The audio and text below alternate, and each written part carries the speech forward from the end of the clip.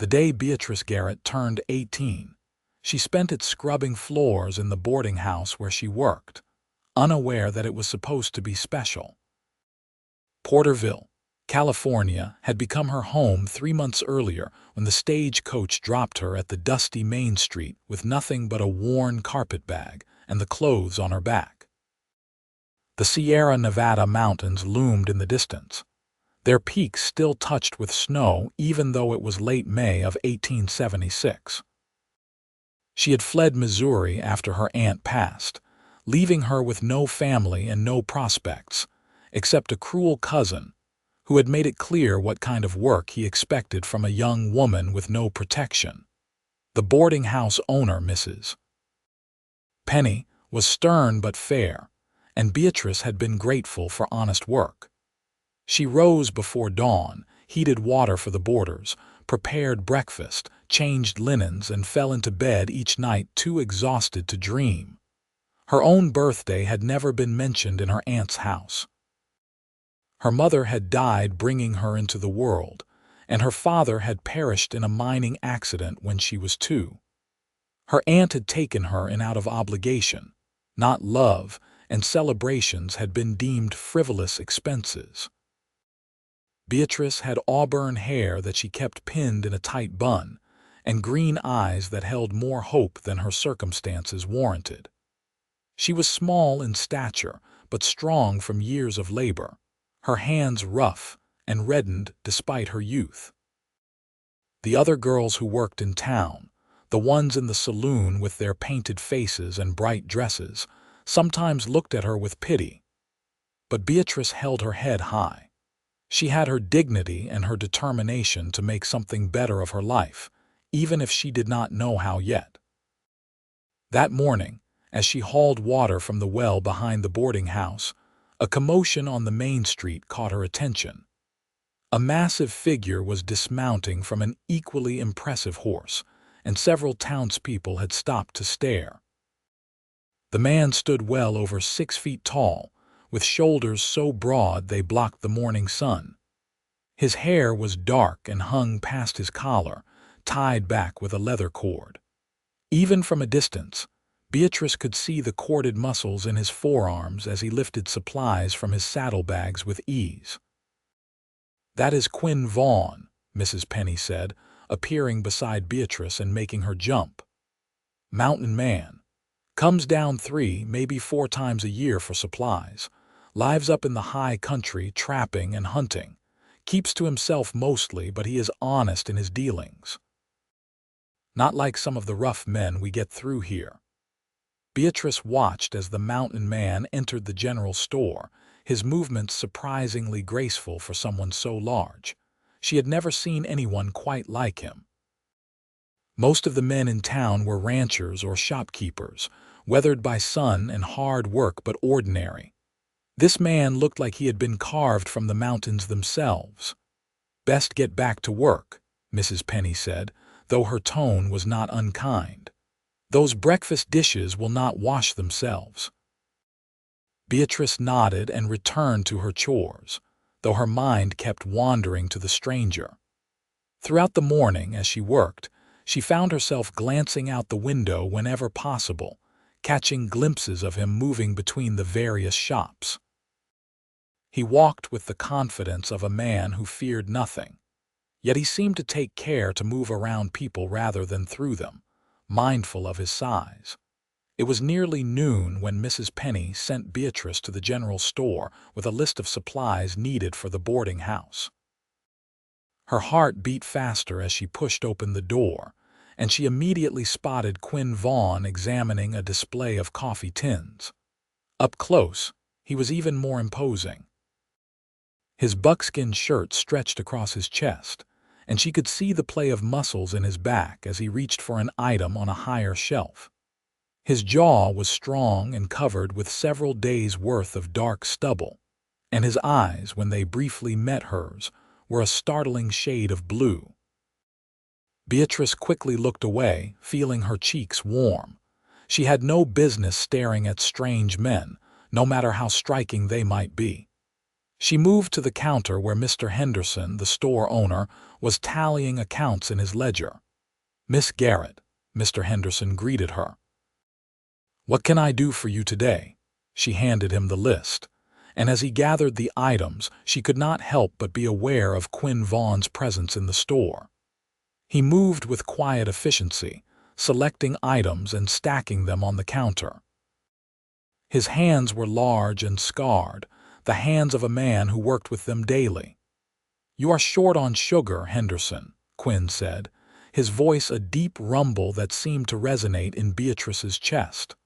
"Got a shipment coming next week," Mr. Henderson replied. "Can spare you £5 now if that will hold you. It will have to." Quinn's gaze swept the store again and landed on Beatrice. She quickly looked down at her worn shoes, but not before she saw something flicker in his expression. Curiosity, perhaps, or simple acknowledgement. Mr. Henderson finished gathering Mrs. Penny's supplies and wrapped them in brown paper. "Put it on the boarding house account?" "Yes, please," Beatrice said quietly. She gathered the packages, surprised when Quinn Vaughn stepped forward. "Those look heavy for you," he said. "I can carry them." "I manage just fine, thank you," Beatrice replied, more sharply than she intended. She had learned early that accepting help from men often came with expectations. Something shifted in Quinn's expression, understanding perhaps. He stepped back and gave her a small nod. "Of course." "My apologies, miss." Beatrice felt a pang of regret for her harsh tone as she maneuvered through the door with her packages. There had been no threat in his offer, only kindness.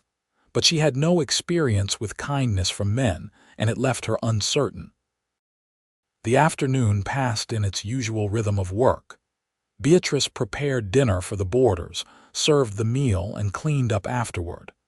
As she was scrubbing the last pot, Mrs. Penny entered the kitchen with an odd expression on her face. "There is a man here to see you," she said. Beatrice's hands stilled in the dishwater. "To see me? Who?" "The mountain man, Quinn Vaughn." Fear shot through Beatrice. Had she offended him somehow? Would he complain to Mrs. Penny about her rudeness? She dried her hands on her apron and followed her employer to the front parlor, her mind racing. Quinn Vaughn stood in the small room, his head nearly touching the ceiling beams. He had cleaned up since she had seen him that morning, his face freshly shaved and his hair still damp. In his massive hands, he held his hat and looked decidedly uncomfortable in the confined domestic space. "Miss Garrett," he said when Beatrice entered. Mrs. Penny remained in the doorway, a proper chaperone. "Mr. Vaughn," Beatrice replied, folding her hands in front of her apron to hide their trembling.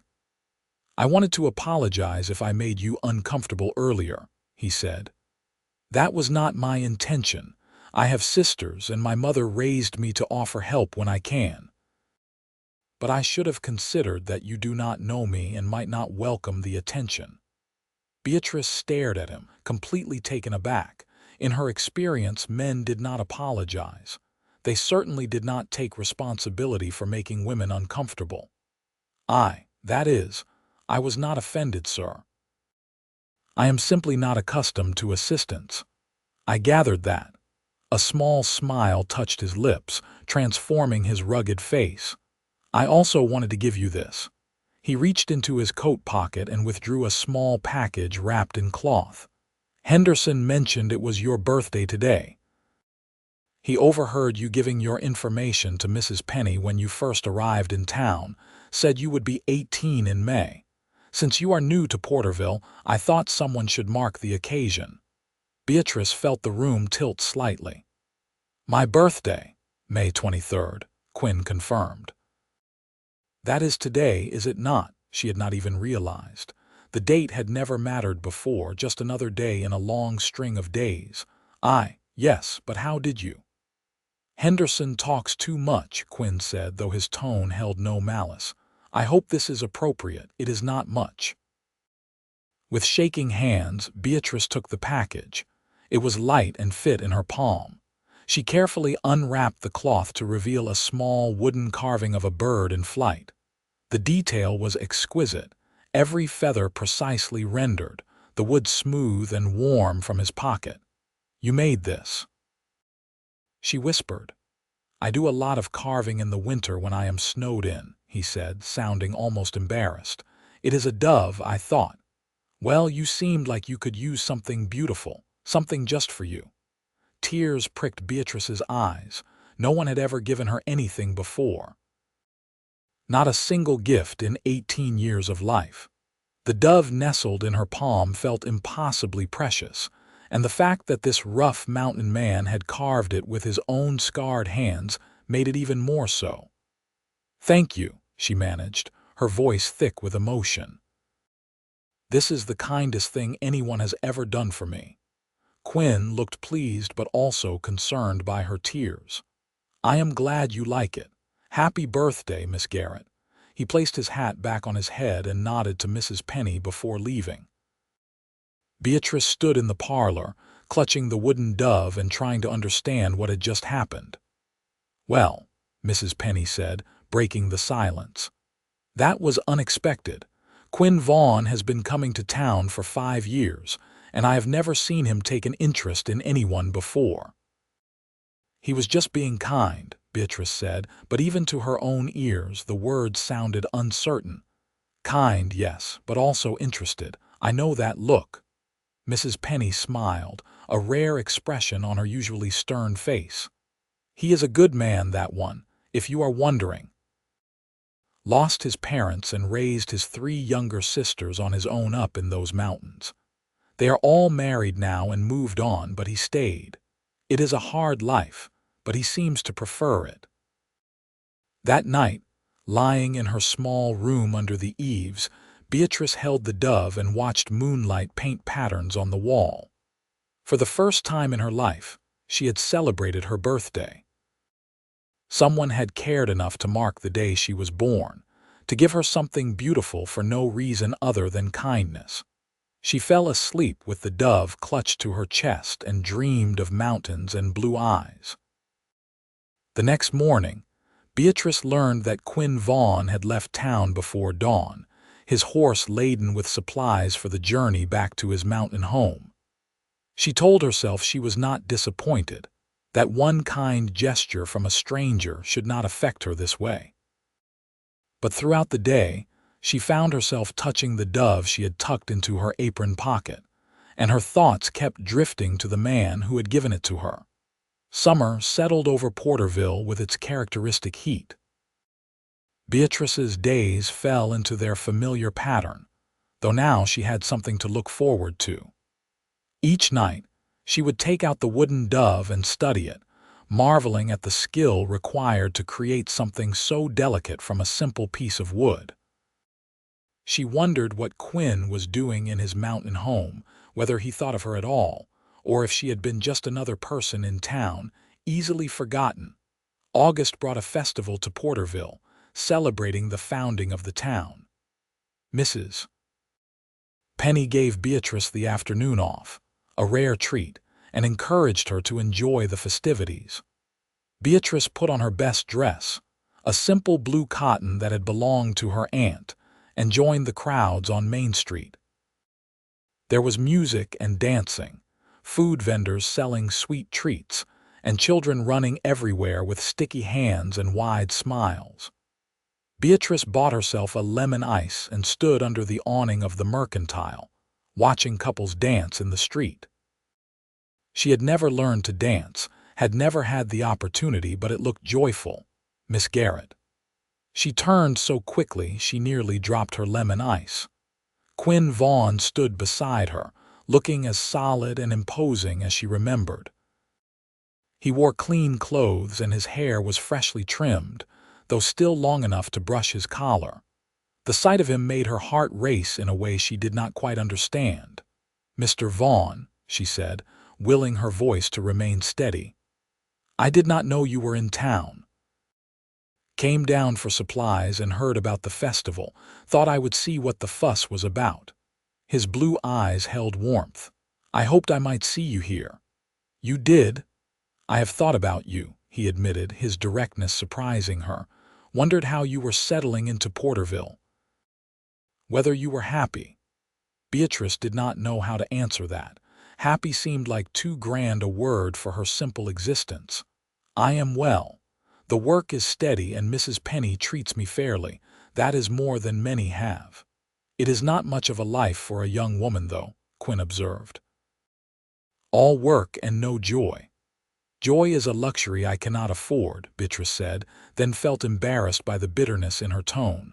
I apologize. I should not complain. Why not? Seems to me you have a right to want more from life than just survival. He gestured toward the dancing couples. Do you dance? I never learned. Would you like to? Beatrice looked up at him, seeing genuine interest in his face. Part of her wanted to say yes desperately, but fear held her back. I would only embarrass us both. I have no idea what I am doing. Neither do I, Quinn said with a grin that transformed his serious face. I have been living alone in the mountains for years. I am terrible at this, but maybe we could be terrible together. Despite herself, Beatrice laughed. The sound felt strange, unfamiliar. When had she last laughed?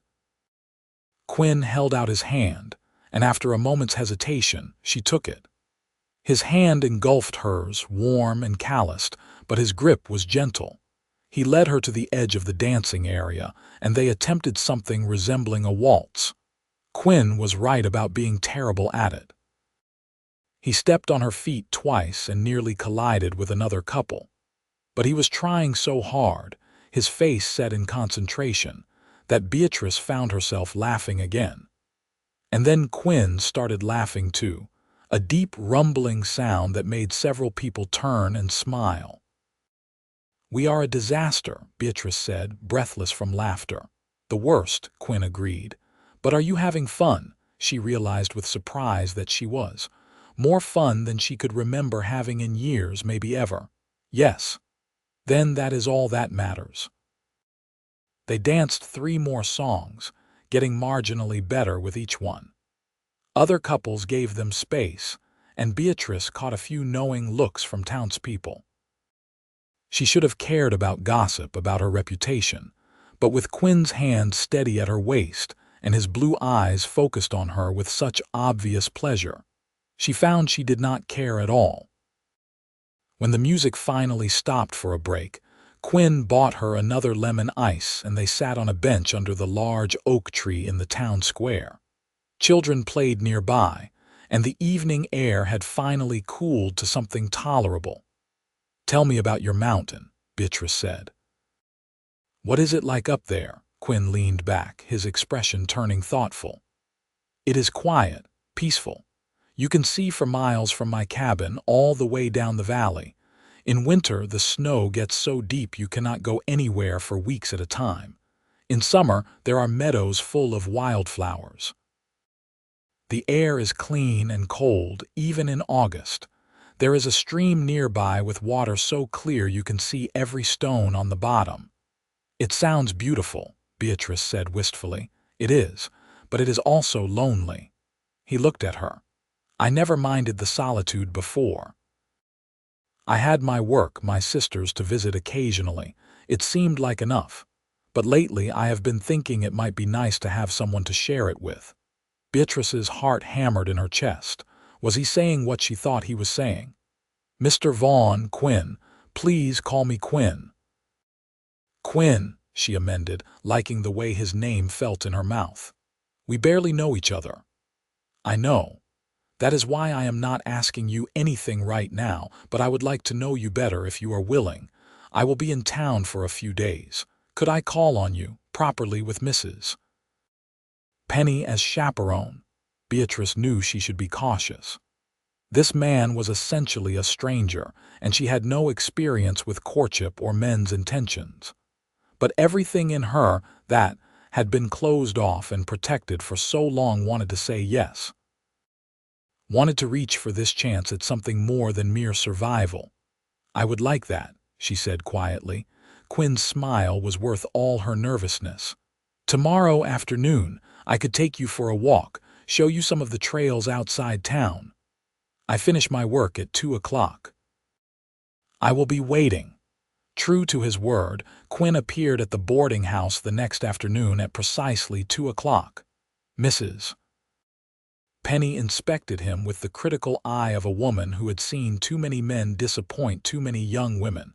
But whatever she saw in Quinn's face must have satisfied her, because she nodded her approval. "You will have her back before dark," she instructed. "Yes, madam. You have my word." They walked through town and out toward the foothills, following a well-worn trail.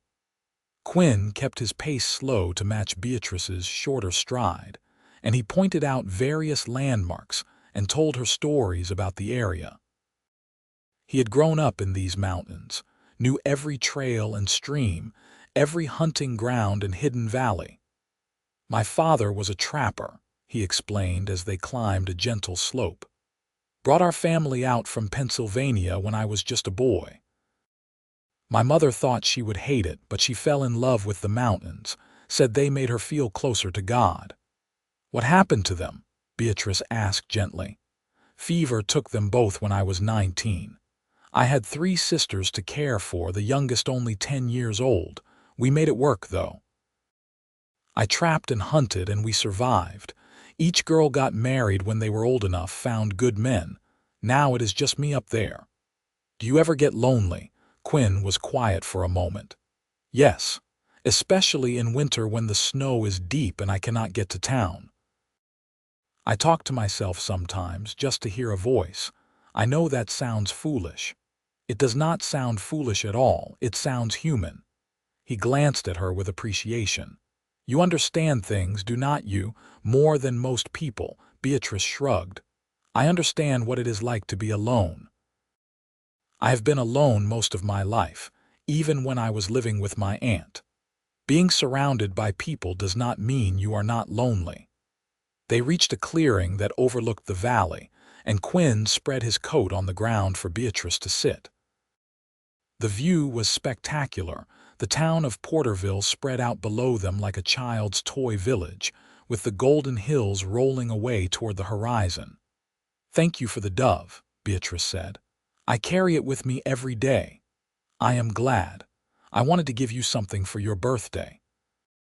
When Henderson mentioned it and I realized you were new to town with no one to celebrate with, it bothered me. Everyone should have at least one person who remembers their birthday." "Why me?" Beatrice asked. "You do not know me. Why would you care?"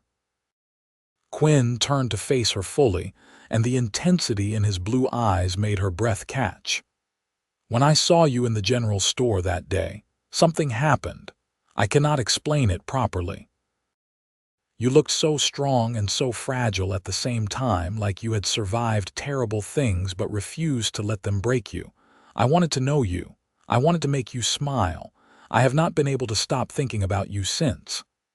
"I have thought about you too," Beatrice admitted. "Every day. I kept telling myself it was foolish, that one kind act did not mean anything, but I could not help it. It is not foolish." Quinn reached out slowly, giving her time to pull away, and took her hand. "I am not a man of pretty words, Beatrice. I spend most of my time alone with my thoughts and the wilderness. But I know what I feel. I feel something for you, something strong and true. I want to court you properly if you will let me. I want to see where this leads." Beatrice felt tears prick her eyes again. No one had ever wanted her before. No one had ever looked at her the way Quinn did, like she mattered, like she was precious. "I would like that. Very much." Quinn's smile was like sunrise breaking over the mountains.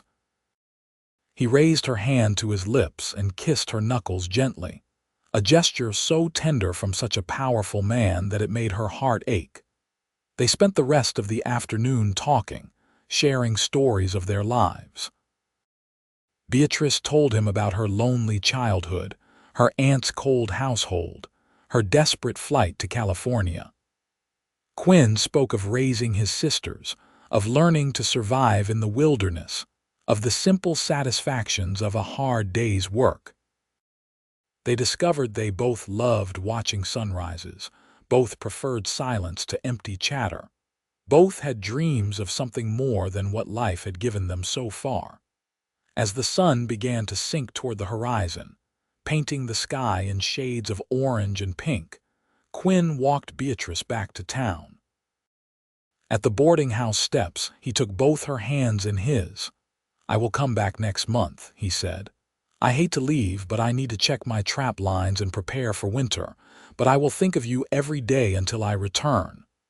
"I will think of you too," Beatrice whispered. Quinn cupped her face with one large, gentle hand. "May I write to you? I am not much of a writer, but I could try." "I would love that."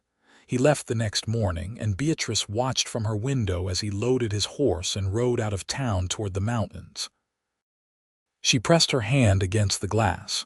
The wooden dove clutched in her other hand, and felt an ache in her chest that was equal parts happiness and longing. The letter arrived 3 weeks later, delivered by a prospector who sometimes carried mail between the high country and town. The envelope was addressed in careful, blocky script, and Beatrice took it to her room to read in private. "Dear Beatrice," it began. "I am not good at this kind of thing, but I promised I would write. The mountains are beautiful right now. The meadows are full of flowers and the streams are running high with snowmelt. Every time I see something pretty, I think of you and wish you could see it too. I caught a beaver yesterday and saw a golden eagle. The work keeps me busy, but my thoughts keep drifting to you. I remember how you laughed when we danced. I want to make you laugh like that again. I will come to town as soon as I can. Until then, know that you are in my thoughts. Yours, Quinn." Beatrice read the letter 3 times, then pressed it to her chest. "Mrs. Penny found her that way and shook her head with amusement. "You have it bad, girl," she said. "That mountain man has gotten under your skin." "Is it obvious?" Beatrice asked, clear as glass, "but I cannot say I disapprove. Quinn Vaughn is a good man, rare to find someone so solid and true. If he cares for you, count yourself lucky." Beatrice wrote back, her own letter feeling awkward and stilted. She was not used to expressing feelings, had never had anyone to write to before.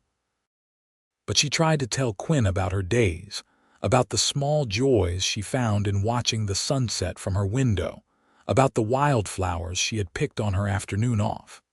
She told him she looked forward to his return and that she thought of him often. Summer turned to autumn, and Quinn made 2 more trips to Porterville. Each visit was precious, measured in hours that passed too quickly.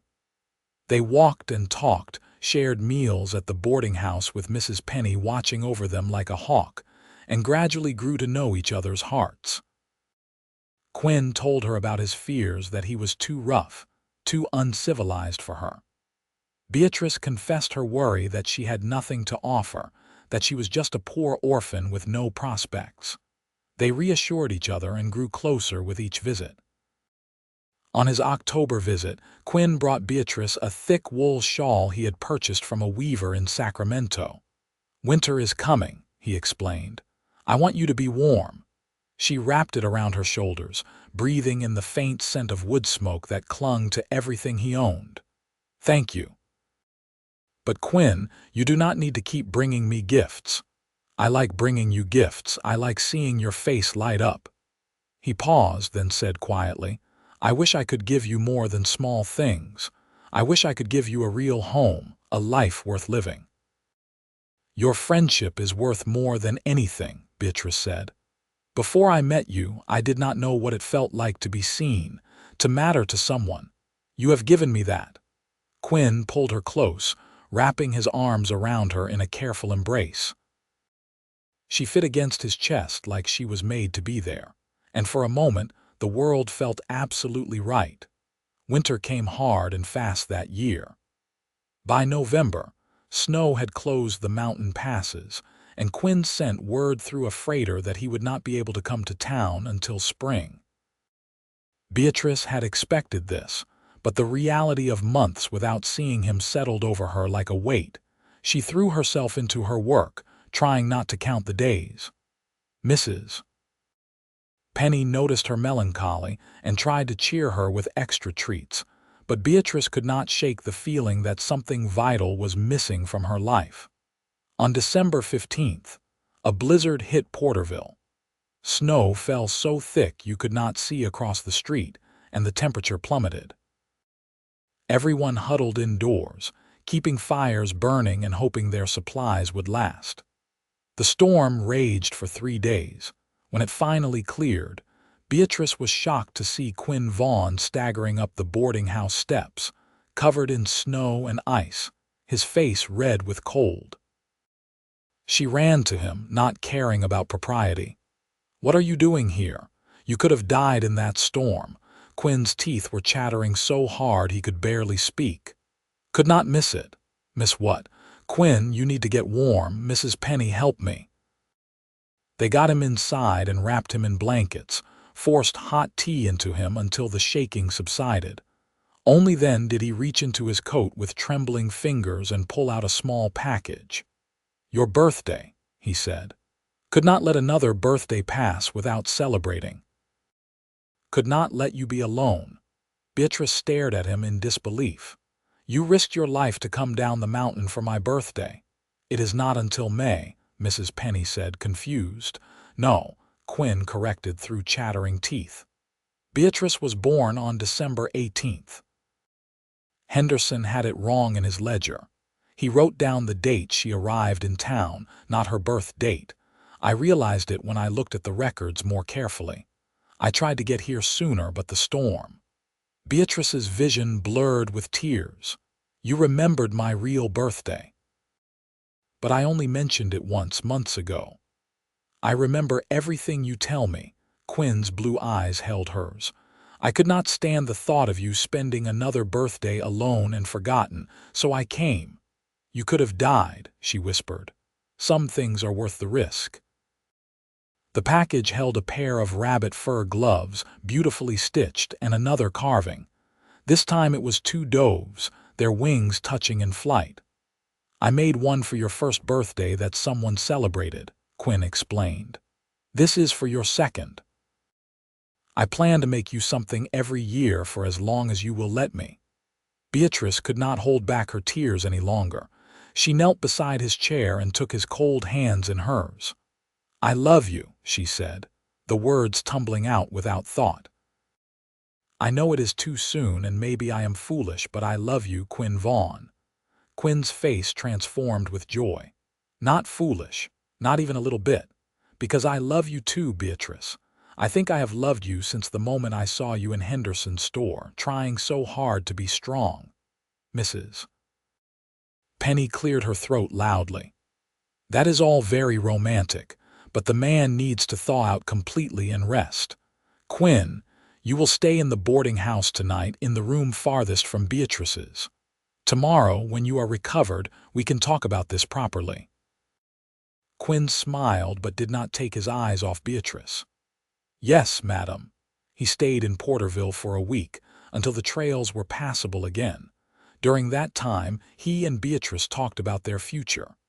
Quinn wanted to marry her, wanted to take her to his mountain home and build a life together. Beatrice wanted the same thing with an intensity that surprised her. "I will not lie to you about what that life would be like," Quinn said as they sat in the boarding house parlor, Mrs. Penny knitting in the corner. "It is hard work and isolation. You would not have neighbors to visit or fancy shops. Winters are brutal. We would have only each other for months at a time." "That sounds perfect," Beatrice said simply. "I do not need other people or fancy things. I need you. I need a home. A real home where I belong." "You would belong with me," Quinn promised. "Always." They decided to marry in the spring, giving Beatrice time to prepare and Quinn time to make his cabin suitable for a wife. He left Porterville with the promise to return as soon as the passes cleared. The winter months crawled by, but Beatrice used the time well. She sewed new clothes for herself, practical garments suitable for mountain life. She learned everything she could about preserving food, treating injuries, and the 100 other skills she would need. Mrs. Penny taught her willingly. pleased to see her young charge so happy and purposeful. Letters came sporadically, carried by hardy travelers who braved the winter trails. Each one from Quinn was read until the paper grew soft with handling. He wrote about his plans for the cabin, about the furniture he was building, about his dreams for their future together. He told her he was carving something special for their wedding day but would not say what it was. In March, a late blizzard swept through, and Beatrice woke on March 7th feeling restless and afraid. Something was wrong, she could feel it in her bones. She paced her room, unable to explain the dread that filled her. 2 days later, a prospector arrived with news that made Beatrice's blood run cold. There had been an avalanche in the high country. Several trappers were missing, possibly dead. Quinn Vaughn's name was on the list. Beatrice did not remember deciding to go. She simply found herself packing supplies, pulling on her warmest clothes, and announcing to a horrified Mrs. Penny that she was going to find Quinn. "You cannot. The mountains are no place for a woman, especially not in winter. You will die out there." "Then I will die trying to reach him," Beatrice said with a calm she did not feel. "I cannot sit here not knowing. I cannot do nothing. I love him, Mrs. Penny. I have to try." Mrs. Penny stared at her for a long moment, then sighed. "You are the most stubborn girl I have ever met. Fine. But you will take supplies, a good horse, and a rifle. And you will be careful, or I will never forgive myself for letting you go." She left at dawn with directions from a sympathetic prospector who knew the area where Quinn had his cabin. The journey was brutal. Snow still lay deep in places, and the trails were treacherous. Beatrice had never been so cold in her life, but she pushed on, driven by fear and love in equal measure. She found tracks after 2 days of searching. The prospector had said Quinn's cabin was near a distinctive rock formation, and she followed every trail that led in that direction.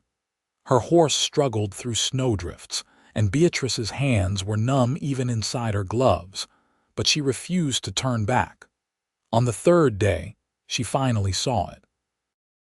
A cabin nestled in a protected valley, smoke rising from its chimney. Relief flooded through her, so intense she felt dizzy. Smoke meant someone was alive inside. She urged her exhausted horse forward, and as they approached, the cabin door opened. Quinn stood there, very much alive, his eyes widening in shock when he saw her. "Beatrice, what are you doing here? How did you?" He rushed forward, catching her as she slid off her horse. "You should not be here. The mountains, the cold, they said you were dead," she gasped out. "Avalanche. They said you were missing. I had to know. I had to find you." Quinn held her tight against his chest, his voice rough with emotion. "The avalanche was 5 miles from here. I heard it but was nowhere near it. Those poor men. But I am fine. I am safe. And you came all this way for me."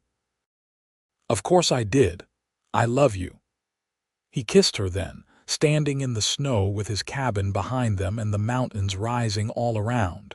It was Beatrice's first kiss, and it felt like coming home. Quinn's lips were warm despite the cold, and his arms around her felt like the safest place in the world. "Come inside," he said when they finally broke apart. "You are freezing. We need to get you warm." The cabin was smaller than Beatrice expected, but beautifully made. The logs fit together precisely. The chinking kept out the wind, and a large stone fireplace dominated one wall. There was a table and chairs, a bed covered in furs, shelves lined with supplies, and tools hanging neatly on the walls. Everything spoke of Quinn's skill and care. He settled her near the fire, piled her with blankets, and made her hot tea. "You could have died," he said, his voice shaking. "Beatrice, those trails are dangerous. Anything could have happened." "I know. I did not care. I could not bear the thought of losing you without even trying to reach you." Quinn knelt beside her chair, taking her cold hands in his. "I am going to marry you right now. I know we planned to wait for spring, but I cannot wait anymore. You rode through a mountain winter alone to find me. You risked everything. I want you as my wife today, right now." "There is no minister here," Beatrice pointed out, though her heart was racing. "We can say our vows to each other before God. We will make it legal in town when the pass is clear, but in our hearts we will be married from this moment. Say yes, Beatrice. Please say yes." "Yes," she whispered. "Yes, Quinn. I will marry you right now, this moment." They stood before the fireplace, hands clasped, and spoke their promises. Quinn vowed to love and protect her, to work hard and keep her safe, to honor her all his days. Beatrice promised to stand beside him, to be his partner and his home, to love him through whatever came. They had no rings, no witnesses, but the sincerity in their voices and the tears on their faces made it as sacred as any church ceremony. When they kissed as husband and wife, Beatrice felt something shift inside her. The lonely, frightened girl she had been was gone. In her place stood a woman who had found her home, her purpose, her love. "I have something for you," Quinn said. He went to a shelf and carefully lifted down a wooden box. Inside was the most beautiful thing Beatrice had ever seen, a carving of the valley visible from his cabin, with two tiny figures standing in front of a cabin that was unmistakably this one. The detail was extraordinary, every tree and rock rendered with loving care. "This is us," she breathed. "Our home." "Our home," Quinn confirmed. "I was going to give it to you on our wedding day. I suppose this is our wedding day after all." They stayed in the cabin for a week before attempting the journey back to Porterville. Quinn wanted to be sure the weather would hold and that Beatrice was rested enough for the trip. During that week, they learned each other in every way, and Beatrice discovered that physical love could be as tender and beautiful as emotional love when it was with the right person. Quinn was patient and gentle, mindful of her inexperience, and he made her feel cherished and desired. For the first time in her life, Beatrice understood what it meant to be truly happy. When they finally returned to Porterville, Mrs. Penny scolded Beatrice for half an hour before pulling her into a fierce hug. "I was so worried, you foolish girl, but I am glad you found him. I am glad you are both safe." They were properly married by the circuit preacher a week later, with Mrs. Penny and Mr. Henderson standing as witnesses. It was a simple ceremony, but Beatrice wore a new dress that Mrs. Penny had helped her sew, and Quinn wore his best clothes and looked at her like she was the most precious thing in the world. After the ceremony, Quinn took her hand and said, "Ready to go home, wife?" "More than ready, husband." They rode up into the mountains together as spring began to touch the high country. The snow was melting, revealing the first brave wildflowers, and the air smelled of pine and possibility. Beatrice had left Porterville as an orphan with nothing. She returned to the mountains as a wife, as someone loved and cherished, with a home waiting for her. Life in the cabin was hard work, just as Quinn had warned. Beatrice learned to shoot a rifle, to tan hides, to preserve meat and forage for edible plants. She kept the cabin clean, cooked their meals, and helped Quinn with the endless tasks that came with mountain living. Her hands grew even more calloused, her muscles stronger, but she thrived in a way she never had in town. The isolation that might have driven some people mad felt like freedom to Beatrice. She had Quinn, and that was all she needed. They worked together during the day and held each other at night, and slowly, the wounded places in Beatrice's heart began to heal. That first summer was a time of discovery and joy. Quinn showed her the hidden places he loved, secret meadows and clear streams and viewpoints where you could see forever.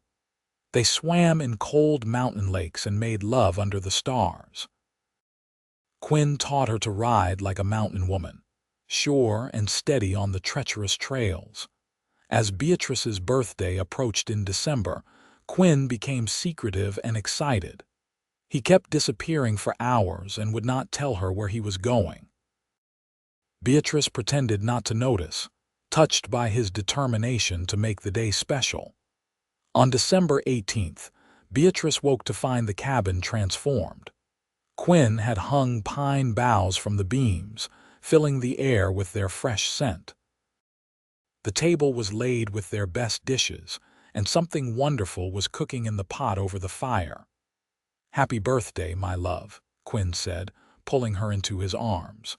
19 years old today, and this time you are spending it with someone who loves you more than life itself. He gave her a new carving, more elaborate than any before. It showed a woman standing on a mountain peak, her arms spread wide as if embracing the sky. The figure looked strong and free and joyful. "This is how I see you," Quinn explained. "You were so trapped when I met you, caged by circumstance and fear. But look at you now. You are free, Beatrice. You are exactly who you were meant to be." Beatrice cried happy tears and kissed him. They spent the day together doing simple things, cooking and talking and laughing. In the evening, Quinn surprised her with a cake he had somehow managed to bake, lopsided and slightly burned but made with such love that it was the most delicious thing Beatrice had ever tasted. "I am going to do this every year," Quinn promised. "Every single year I am going to make sure your birthday is special. You are going to have so many wonderful birthdays that you will forget you ever had birthdays alone." "I already have," Beatrice said truthfully. "That lonely girl is gone. You saved me, Quinn." "No," he corrected gently. "You saved yourself. You were brave enough to leave Missouri, brave enough to make a new life, brave enough to love me. I just got lucky enough to be the one you chose." Winter settled in with its customary harshness, but Beatrice found she did not mind being snowed in. She had Quinn and a warm cabin and a life that was full of meaning. They passed the long winter evenings talking and reading, carving wood and mending clothes. Quinn taught her to play chess on a board he had made, and they played endless games while the wind howled outside. Spring came again, and with it, a surprise. Beatrice realized she was pregnant. She told Quinn one morning as they worked together in the cabin, and his reaction was everything she could have hoped for. He picked her up and spun her around, his face alight with joy, before carefully setting her down and apologizing for being rough. "A baby," he kept saying in wonder. "We are going to have a baby." "Are you happy?" Beatrice asked, though she could see the answer in his face. Happy does not begin to cover it. Terrified, excited, grateful, overwhelmed, all of those things. But mostly just so full of love I think I might burst with it. Their son was born in October, delivered with the help of a midwife Quinn had paid to come up from Porterville a month early. The birth was hard, and there were moments when Quinn feared he would lose Beatrice, but she came through it strong and determined, just as she always did. They named the boy Jacob, after Quinn's father. He had his mother's green eyes and his father's dark hair, and from the first moment, he owned their hearts completely. "I never had parents who really wanted me," Beatrice said, holding Jacob close. "I am going to make sure he knows every single day how loved he is." "We both will," Quinn promised. Life became even busier with an infant, but they managed. Quinn built a cradle that rocked beside their bed, and Beatrice learned to do her work with a baby strapped to her back. Jacob was a content baby, happy to watch his parents work and gurgle at the birds outside. When December came again, Quinn made Beatrice's 20th birthday a celebration. He had prepared for weeks, carving toys for Jacob and a beautiful jewelry box for Beatrice. He cooked her favorite meal and made another slightly less lopsided cake. Most importantly, he held her close and told her how grateful he was for her, for their life together, for the family they had created. 3 birthdays now, Beatrice said, holding up the jewelry box to admire Quinn's handiwork. 3 birthdays where I felt loved and seen. You have given me such gifts, Quinn. I plan to give you 50 more at least, he said. Probably more like 60 if I have any say in it. I am going to spend the rest of my life making sure you know how precious you are. The years flowed by, each one marked by Beatrice's birthdays that Quinn made increasingly elaborate. They had 2 more children, a daughter named Rose when Beatrice was 22, and another son named Samuel when she was 25. The cabin was expanded twice to accommodate their growing family, and though the work was hard and the winters still brutal, their life was rich with love. Quinn never missed a birthday. Even when he had to be away checking distant trap lines, he made sure to return in time. Each year brought a new carving, each one more intricate than the last. By the time Beatrice turned 30, she had a collection of small wooden sculptures that told the story of their life together.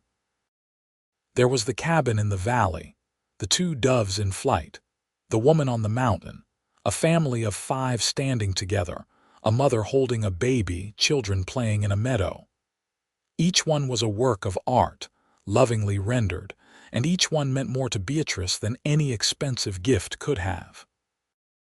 On her 30th birthday, Quinn gave her something different. Instead of a carving, he presented her with a leather-bound journal. I want you to write in this, he explained. Write about your life, your memories, your thoughts. I want our children and their children to know your story. I want them to know that you survived things that would have broken other people. I want them to know how strong and brave their mother is. Beatrice was deeply moved. She had learned to read and write better over the years, and Quinn had always encouraged her education. Now she had a place to record her thoughts and experiences, to leave a legacy for her children. She began writing that very night, starting with the day she arrived in Porterville as a frightened 18-year-old with nothing but hope. She wrote about meeting Quinn, about learning to love and be loved. She wrote about the hardships and the joys, the births of her children and the building of her home. The children grew strong and healthy, learning the skills they needed to survive in the mountains. Jacob, the oldest, had his father's size and his mother's determination. Rose was quick and clever, always asking questions and wanting to understand how things worked. Samuel was gentle and thoughtful, with a gift for working with animals. Quinn taught all 3 children to respect the wilderness, to take only what they needed, and to be grateful for what they had. Beatrice taught them to read and write, to cook and mend, and most importantly, she taught them that they were loved unconditionally. Every year, the family celebrated Beatrice's birthday together. It became a tradition that the children looked forward to almost as much as Beatrice did. They would help Quinn prepare surprises, and Beatrice would wake to find the cabin decorated and her favorite breakfast cooking. Why do we make such a fuss over Mother's birthday? Rose asked one year when she was about 8 years old. It is only one day. Quinn knelt down to his daughter's level. Because your mother spent many years thinking she did not matter, that no one cared about the day she was born.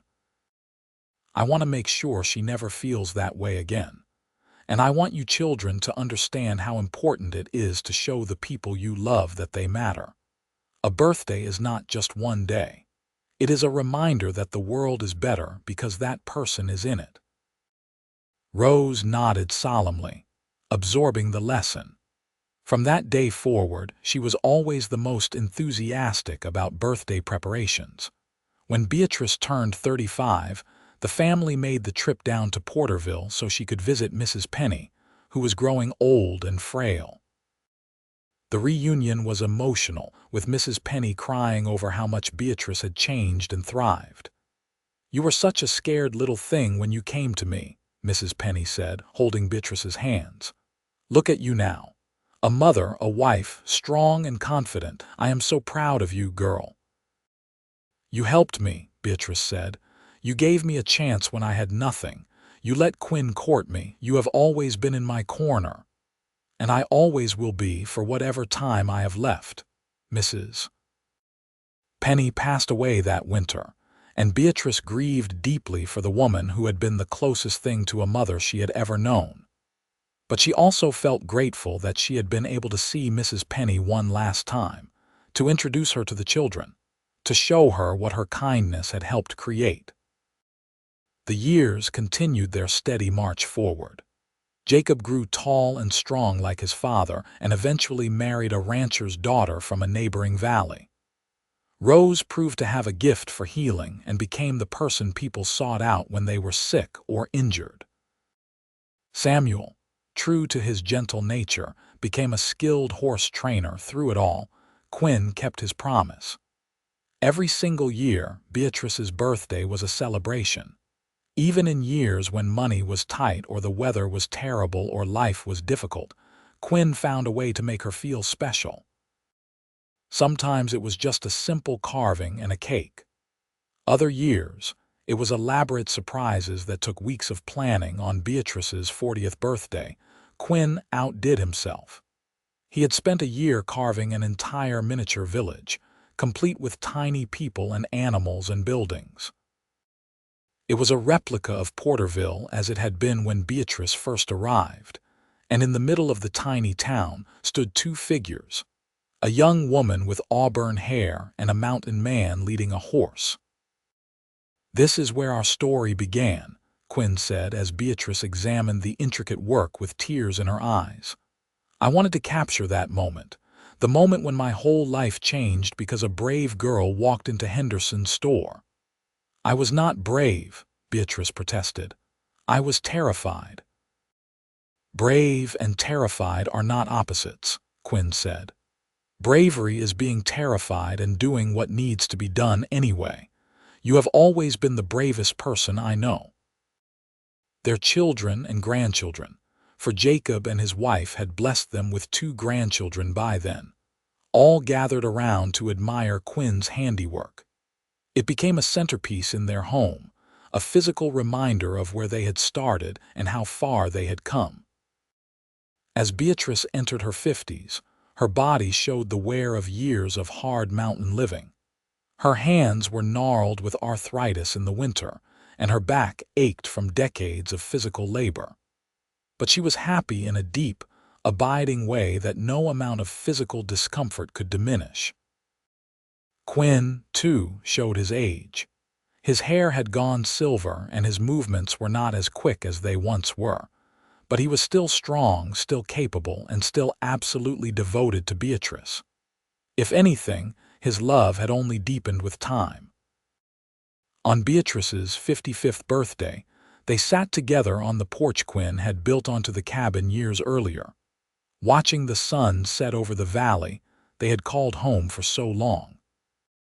Their children were scattered to their own homes now, though they visited regularly, and the cabin felt quiet with just the 2 of them. 55 birthdays, Beatrice mused. 37 of them with you. That is more than I ever dreamed possible when I was that lonely girl in Missouri. And we will have many more, Quinn said confidently. I plan to annoy you with birthday celebrations well into our 80s. Beatrice laughed. I hope you do. I cannot imagine anything better than growing old with you in these mountains. Do you ever regret it? Quinn asked suddenly. This life?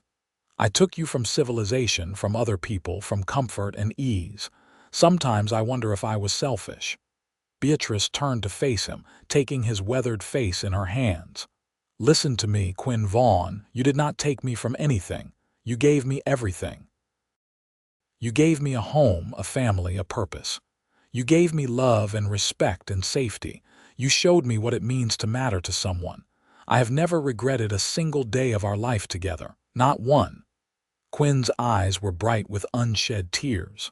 I love you, Beatrice. More now than the day we married, and I did not think that was possible. I love you too, more than I have words to express.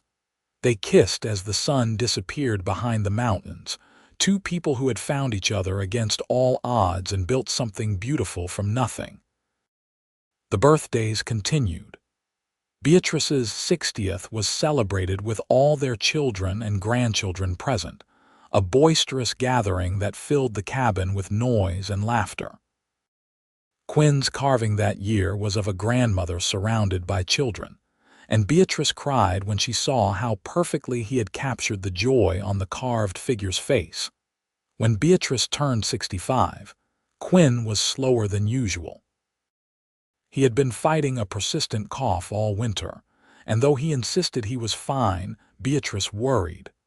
Still, he managed to make her a cake and present her with a carving of two elderly figures sitting on a porch, holding hands and watching the sunset. "This is us," he said. "This is my favorite version of us, old and gray and still together." "Always together," Beatrice agreed, though fear clutched at her heart. Quinn's health declined that year. The cough worsened and he grew tired more easily. He could not do the heavy work he once had, and their sons took over most of the physical labor. But Quinn refused to give up on his birthday traditions. For Beatrice's 66th birthday, even though he was clearly unwell, Quinn insisted on preparing everything himself. He was slower and had to rest frequently, but he made her cake and gave her a carving of a heart with their initials inside it. "Simple this year," he said apologetically, "but no less true." "It is perfect," Beatrice whispered, clutching the wooden heart. "You are perfect." That winter was hard. Quinn grew weaker, and by spring it was clear he was very ill. The doctor they brought up from Porterville confirmed what they all feared. Quinn's lungs were damaged beyond repair, likely from years of breathing cold mountain air and wood smoke. "How long?" Quinn asked bluntly. The doctor would not meet his eyes. "Months, maybe a year if you are lucky." Quinn took the news with the same calm acceptance he brought to everything. "Then I have time," he said. "Time to prepare, time to say goodbye, time for one more birthday." Beatrice was devastated but tried to stay strong for him. Their children came to visit more frequently, and the cabin was often full of family. Quinn used his remaining strength to teach his grandsons everything he could about surviving in the mountains, passing on knowledge accumulated over a lifetime. But mostly, he spent time with Beatrice. They talked about their life together, their memories, their love. Quinn told her repeatedly how grateful he was, how she had made his life worthwhile, how loving her had been his greatest joy and accomplishment. "I am not ready to lose you," Beatrice said one night as they lay in bed, her head on his chest listening to his labored breathing. "I know. I am not ready to go either. But we have had such a good life, Beatrice, better than I ever hoped for. You made me the happiest man who ever lived." "What will I do without you?" The words came out as a sob. "You will keep living. You will spend time with our children and grandchildren. You will remember me and our life together. And you will know that I loved you with everything I had until my last breath." As December approached, Quinn grew frailer. He could barely get out of bed some days, and Beatrice knew the end was near. But Quinn was determined to make it to her birthday, and through sheer force of will he did. On the morning of December 18th, Beatrice's 67th birthday, Quinn woke early. With trembling hands and help from Jacob, he prepared one final celebration. The cake was mostly made by Rose, but Quinn insisted on putting the finishing touches on it himself, and he gave Beatrice his final carving. It was the most beautiful thing he had ever made. Two figures ascending a mountain together, supporting each other through the climb. At the peak waited a sunrise, rays of carved light spreading across the sky. "This is us," Quinn said, his voice weak but steady. "Our journey together. And when I reach that sunrise before you do, I will wait. I will wait for you there, and we will be together again." Beatrice could barely see through her tears. "It is breathtaking. You are breathtaking. How did I get so lucky to have you in my life?" "I was the lucky one," Quinn insisted. "You were my everything, Beatrice.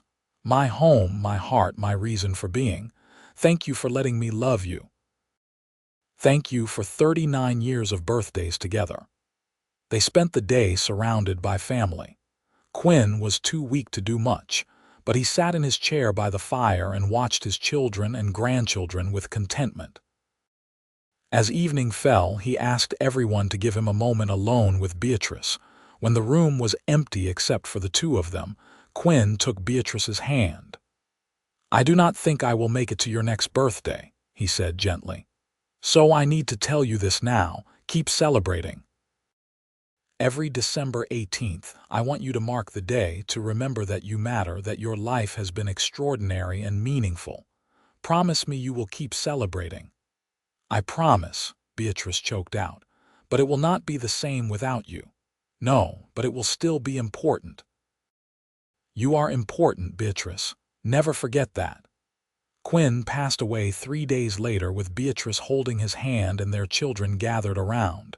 His last words were, "I love you, always." The grief was crushing. For weeks, Beatrice felt like she could not breathe, could not function. Only the presence of her children and grandchildren kept her going. They moved her down to stay with Jacob and his family for the winter, knowing she could not survive alone in the mountain cabin. As the months passed, the sharp edge of grief dulled to a constant ache. Beatrice began to remember not just the loss but the joy, the decades of love and happiness Quinn had given her. She looked at his carvings, each one a testament to his love, and felt grateful rather than just sad. When December approached, Beatrice's children gathered to discuss her birthday. They worried about how she would handle it, the first one without Quinn in almost 4 decades. But on the morning of December 18th, Beatrice woke with a sense of purpose. She gathered all her carvings and arranged them on a table, creating a timeline of her life with Quinn. Then she made a cake, using the recipe Quinn had perfected over the years. Her hands shook and tears fell while she worked, but she persevered. When her children arrived, they found her dressed in her best clothes, the carvings displayed proudly, and the slightly lopsided cake sitting on the table. "We are going to celebrate," she announced. "Your father made me promise, and I am keeping that promise. He spent 39 years making sure I knew that the day I was born mattered. I am not going to dishonor that now." It was bittersweet, celebrating without Quinn, but it was also beautiful. They told stories about him, laughed about his terrible cakes and his determination to make every birthday special. Beatrice showed her grandchildren each carving and explained what it represented, passing on the story of a love that had transformed her life. "Your grandfather saw me when I was invisible," she told them. "He loved me when I did not know how to be loved, and he showed me that I mattered. That is the greatest gift anyone ever gave me." Beatrice lived for another 12 years, making it to her 79th birthday. Every single December 18th she celebrated, honoring Quinn's memory and the promise she had made him. Sometimes the celebrations were big, sometimes small, but they always happened. In those years, she wrote extensively in the journal Quinn had given her, filling several volumes with the story of their life together. She wanted her descendants to know what they had built, how they had loved, how one act of kindness on a dusty California street had changed everything. On her final birthday, surrounded by 3 generations of family in Jacob's home, Beatrice looked at the collection of carvings that had grown to include pieces made by her children and grandchildren, all trying to emulate Quinn's skill. She held the very first one, the single dove he had given her when she was 18, and smiled. "I had never celebrated my own birthday," she said to her great-granddaughter, a little girl who sat on her lap. "Not once in 18 years. And then a mountain man with kind eyes and rough hands decided I should. He made sure every year after was special. And because he did that, because he showed me I mattered, I learned to love myself. I learned to believe I deserved good things. That one act of remembering my birthday changed the entire course of my life. "Tell me about Grandpa Quinn," the little girl asked, and Beatrice did, one more time. She told the story of a lonely girl and a mountain man, of birthdays and carvings and a love that had sustained her through everything. She told it until her voice grew tired and her eyes grew heavy. That night, Beatrice Vaughn passed peacefully in her sleep, the wooden dove clutched in her hand. Her family mourned but also celebrated because she had lived a full life, had loved and been loved beyond measure. And on her grave marker, along with her name and dates, they carved a simple inscription that captured everything. She was loved. She was celebrated. She mattered. In the years that followed, Beatrice's descendants kept the tradition alive. Every December 18th, they gathered to celebrate the birthday of the matriarch who had taught them about love and resilience. The carvings were passed down and treasured. The story was told and retold. And in a small cabin high in the Sierra Nevada mountains, now maintained by the family as a memorial, two carved figures still stood on a porch, holding hands and watching an endless sunset, a testament to a love that had begun with a birthday and lasted beyond death itself. The mountain man had kept his promise. He had made sure every year was special. And in doing so, he had given a lonely, forgotten girl the most precious gift possible, the knowledge that she was seen, valued, and loved. That gift had rippled through generations, teaching them all that love shown through small, consistent acts of kindness can change everything. It was a legacy worth more than gold, a love story that would be told for generations to come. And it had all started with a simple question and a wooden dove on a dusty California afternoon in 1876, when a mountain man decided that a young woman deserved to have her birthday celebrated.